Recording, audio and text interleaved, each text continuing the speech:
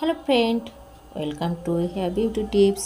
আজ দেখো আমি হেয়ার স্মুদিং তোমাদেরকে দেখাবো, তোমরা দেখো। অ্যাট ফার্স্ট প্রফেশনাল শ্যাম্পু দিয়ে হেয়ার ওয়াশ করে তারপরে হালকা ঠান্ডা হাওয়া দিয়ে শুকিয়ে নিতে হবে। তারপর দেখো আমি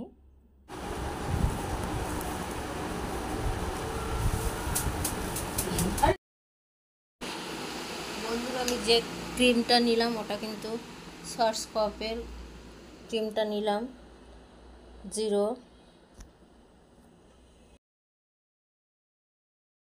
আজ দেখো আমাকে কে সাহায্য করছে।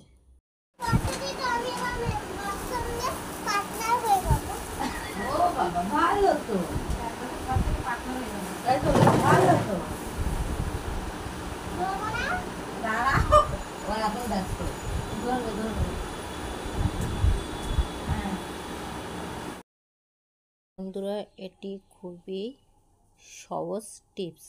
যাই হোক, এই হেয়ার স্মুথিংটা শিখতে হলে কি ব্যবহার করব সেটা জানতে হলে পুরো ভিডিওটা দেখবেন। ভিডিওটি ভালো লাগলে একটি লাইক করে দেবেন এবং পাশে থাকা বেল আইকনে প্রেস করে অল অপশানটা সিলেক্ট করে রাখবেন, যাতে যখন এই চ্যানেলে নতুন ভিডিও আপলোড হচ্ছে আপনি সবার আগে দেখতে পান। অলরেডি যারা এই চ্যানেলের সঙ্গে রয়েছেন তাদের অনেক অনেক শুভেচ্ছা জানাই ও অভিনন্দন জানাই। আসুন বন্ধুরা, অলরেডি আমি ভিডিও শুরু করে দিয়েছি। ফার্স্ট টাইম দেখো যে ক্রিমটা নিলাম, এটা অল্প অল্প করে ক্রিমটা নিলে ভালো হয়। ক্রিম একবার ঢেলে নিলে কিন্তু ক্রিমটা আর টিউবের মধ্যে রাখতে পারবে না। তার জন্য দেখো আমি ক্রিম অল্প অল্প করে ক্রিমটা নিলাম। দেখো ফার্স্ট টাইম যে স্মুথিং ক্রিমটা আমি মাথায় পুরো অ্যাপ্লাই করে নিলাম। আর ক্রিমটা লাগানোর প্রসেসটা কিন্তু সবথেকে ভেরি ইম্পর্টেন্ট। এটা আপনাদেরকে ভালো করে খেয়াল করতে হবে। দেখো চুল কত অল্প করে সেকশন নিচ্ছি, দেখো এবার এটাকে ভালো করে নিয়ে ক্রিমটা দেখো আমি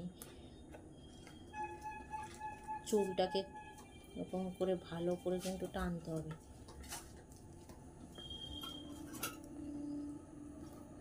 হিয়া তো একদম মানে অস্থির হয়ে গেছে। ফার্স্ট টাইম ক্রিম লাগানোর সময় ওরা এনার্জি লস হয়ে গেছে। হ্যাঁ,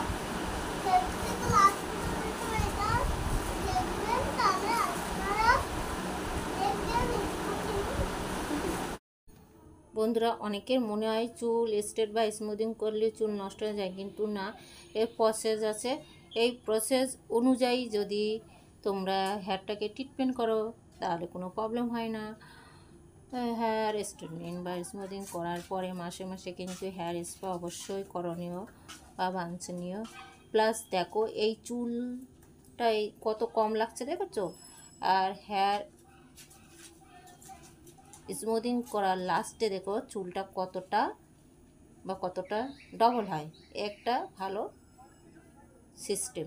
ফার্স্টে দেখিয়েছি তো তোমাদের আমি যে চুলটা স্ট্রেট করা, দেখেছো এখন দেখো কত কম চুল। এমনি চুল সত্যি কম, কিন্তু চুলের এই যে স্কাল্পে খুব ছোট ছোট চুল। আমি যখন ক্রিমটা লাগাচ্ছিলাম তখন অতটা বুঝতে পারিনি, কিন্তু যখন আমি স্ট্রেটনার মেশিন যখন ইউজ করছি তখন এত ছোট চুল আমি নিজেই অস্থির হয়ে গেছি। এ দেখো হেয়ার ওই ক্রিমটা ইউজ করার পরে মাথাটা ওয়াশ করে নিতে হবে। তারপরে দেখো হেয়ার ওয়াশ করে তারপরে ঠান্ডা হাওয়া দিয়ে মুছে তারপর দেখো এই হেয়ার আমি স্ট্রেটনার মেশিন ইউজ করছি। তা এখানে খুব ছোট ছোট চুল, মানে এত গুড়ি গুড়ি চুল, খুব প্রবলেম হচ্ছে। ওই চুলগুলো যদি সোজা না হয় তাহলে খুব তাড়াতাড়ি আবার কার্লি হয়ে যাবে।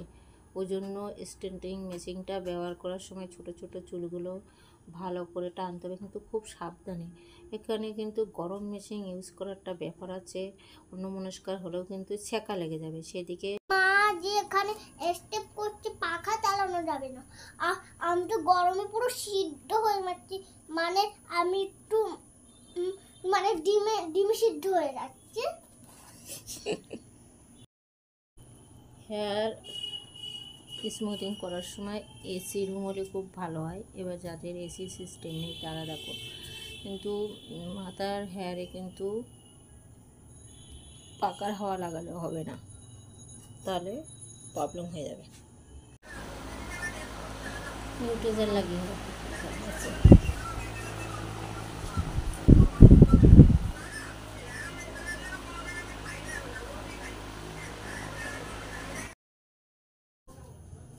লাস্ট ফিনিশিংয়ে আবার চুলটাকে আয়রন করছি।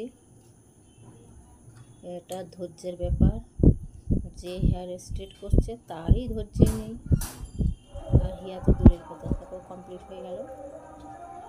আর এগুলো হেনার কালার করেছিল, তার জন্য কালারটা এমন হয়েছে, তোমরা তো দেখলে ফার্স্ট কালারটা কেমন। চুল কমপ্লিট করার পর আমি তোমাদের দেখালাম। এবার আমি নেক্সট ভিডিও নিয়ে আসবো, যে চুল স্ট্রেনিং বা স্মুথিং করার পরে যে টিপসটা বা চুল তারপরে কী করতে হয় সেই টিপসটা আমি নিয়ে আসবো। তোমরা সেকেন্ড ভিডিওটা দেখার জন্য উপস্থিত থাকো। তাহলে আজ এই পর্যন্ত।